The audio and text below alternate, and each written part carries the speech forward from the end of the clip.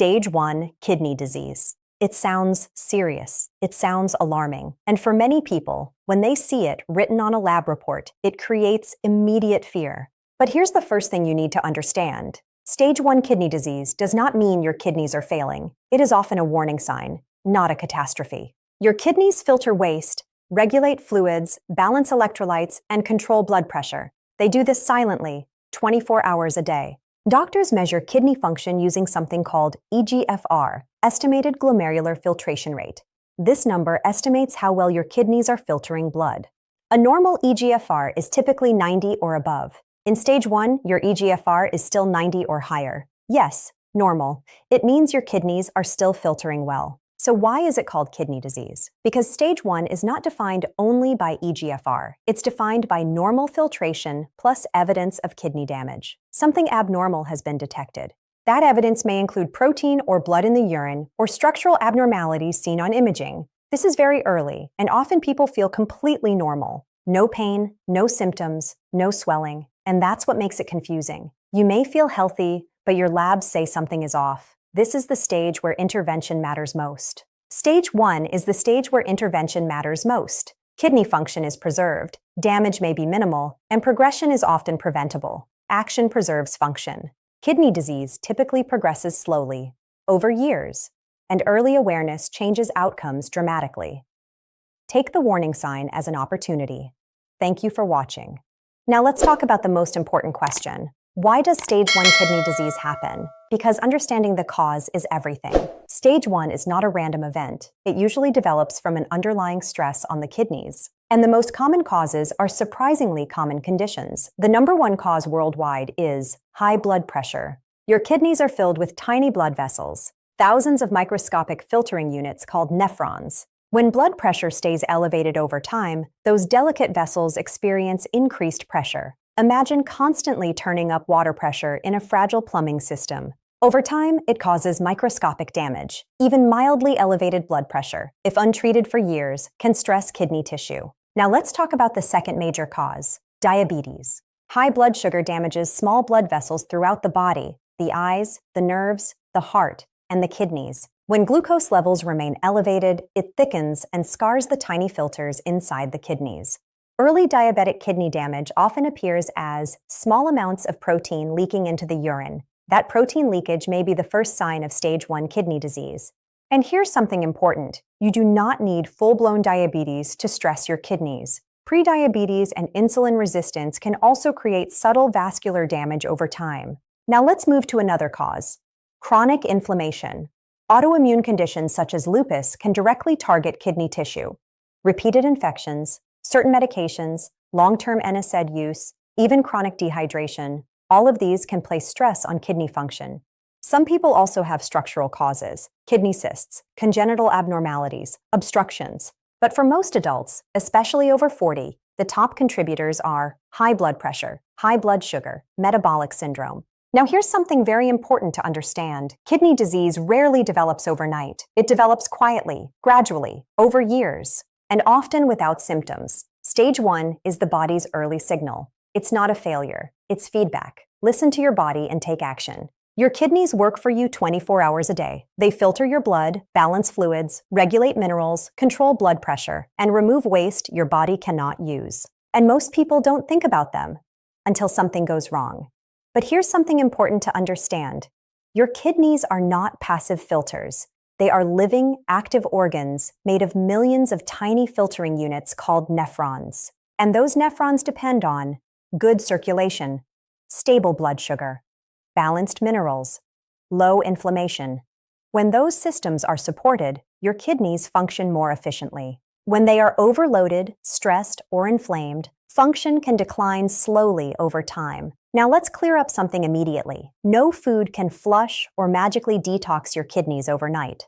Your kidneys already detox your body. What certain foods can do is support healthy blood flow to kidney tissue, reduced oxidative stress, balanced mineral handling, gentle natural diuretic support. And that's what we're talking about today. 7 foods that support natural kidney function and reduce stress on these vital organs. These are not exotic, not expensive, not extreme.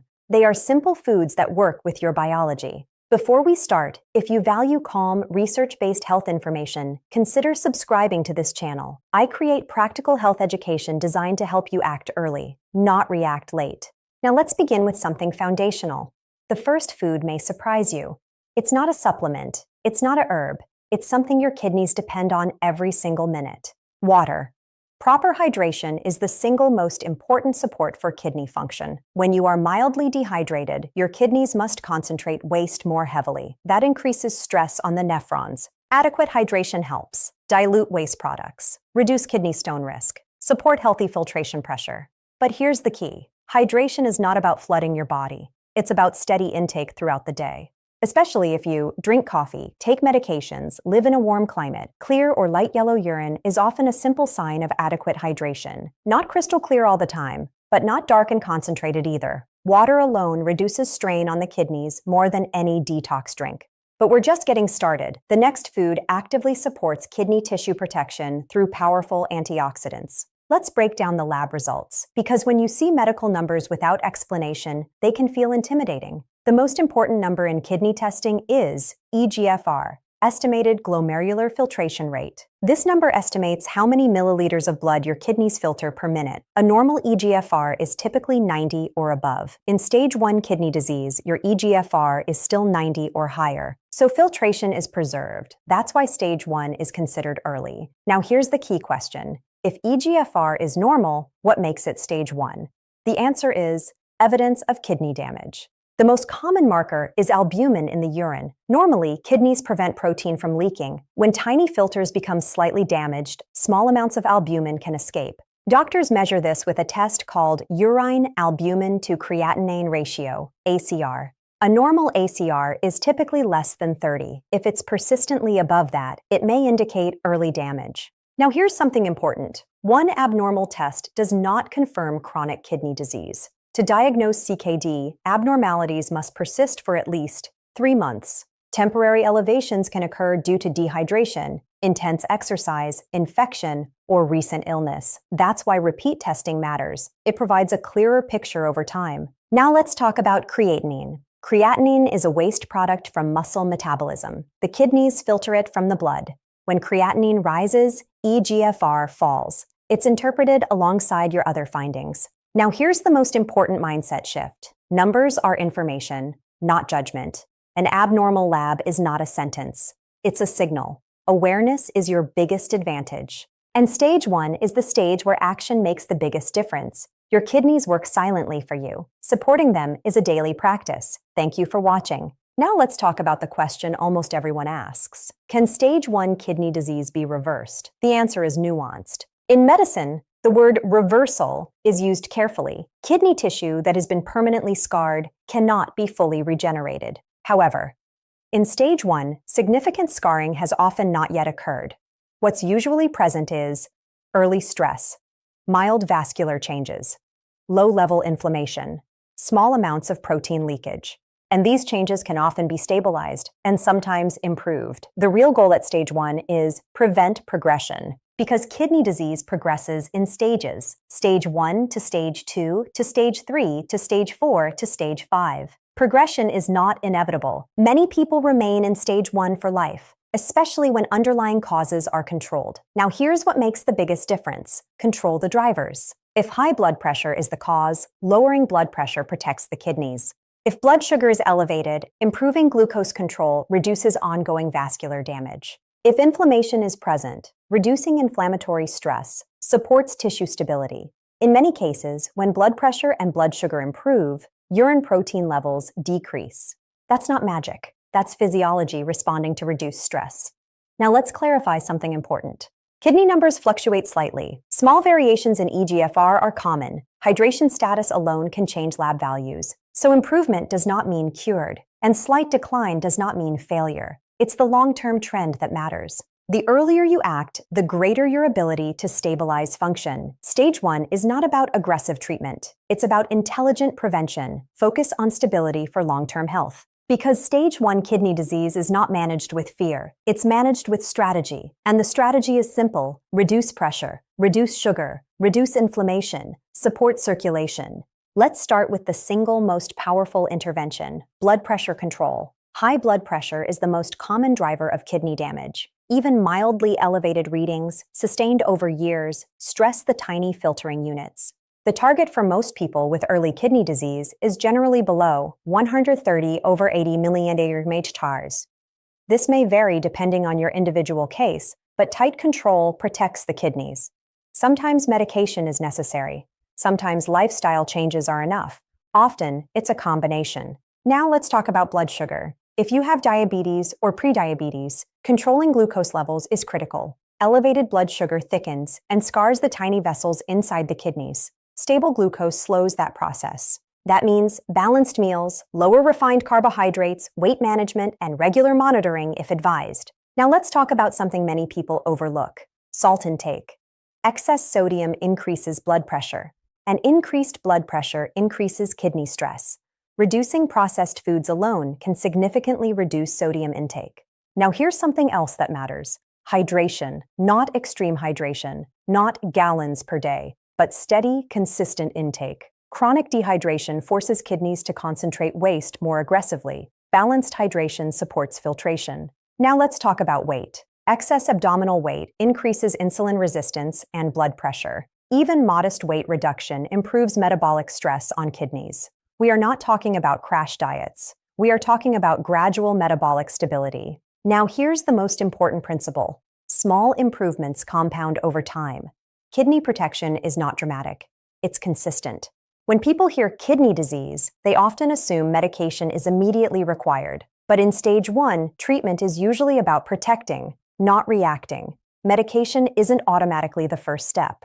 If high blood pressure is present, doctors often prescribe ACE inhibitors or ARBs. These reduce pressure inside the tiny filtering units of the kidneys, protecting them from damage. Internal pressure is a main driver of protein leakage. By lowering it, these medications reduce albumin in the urine. They may be recommended specifically for kidney protection. If diabetes is involved, certain newer glucose-lowering drugs protect filtration, reduce protein loss, and slow progression. Some diabetes medications now serve this important dual purpose. Not everyone needs medication changes. Sometimes existing treatment simply needs optimization, or lifestyle correction is enough. It's about a plan tailored to your cause. Frequent use of NSAIDs like ibuprofen can stress the kidneys by reducing blood flow. Occasional use is safe, but chronic use requires awareness. Balance is essential. Kidney protection is about balance. Stage 1 is not about aggressive intervention. It's about intelligent monitoring and targeted protection for your long-term health.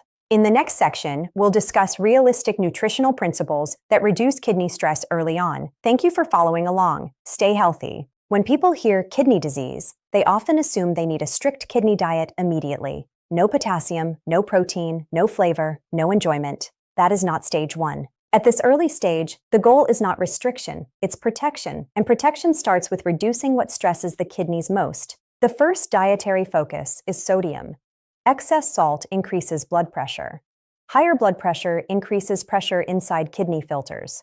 That pressure accelerates microscopic damage. Most sodium does not come from the salt shaker. It comes from processed foods, packaged snacks, canned soups, deli meats, and restaurant meals. Reducing processed food intake alone can significantly reduce kidney stress.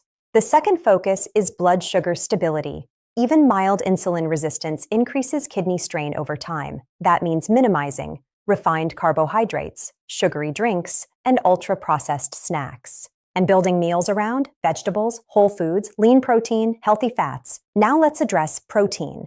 Many people believe protein must be drastically reduced. That is not typically necessary in stage 1. The kidneys process protein waste products. But normal, balanced protein intake is not harmful for most people at this stage. Excessive, high-protein diets may increase workload. Moderation is reasonable. Quality matters more than quantity. Whole food protein sources are preferable to heavily processed powders and snacks. Hydration is also important. Not extreme amounts, not forced water consumption. Just consistent, steady fluid intake throughout the day. Dehydration increases concentration of waste products. Chronic overhydration can also disrupt balance. The goal is stability. Now here is the most important principle. Stage 1, kidney disease is not managed with fear-based eating. It is managed with long-term metabolic stability. Small adjustments, sustainable habits, reduced vascular stress.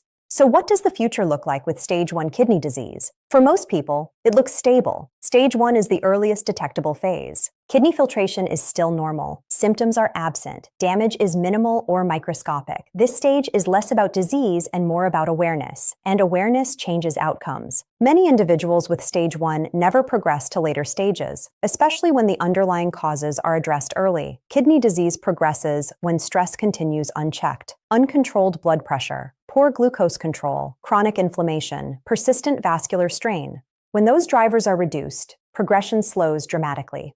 Sometimes it stops. Kidneys decline slowly by nature. That works in your favor.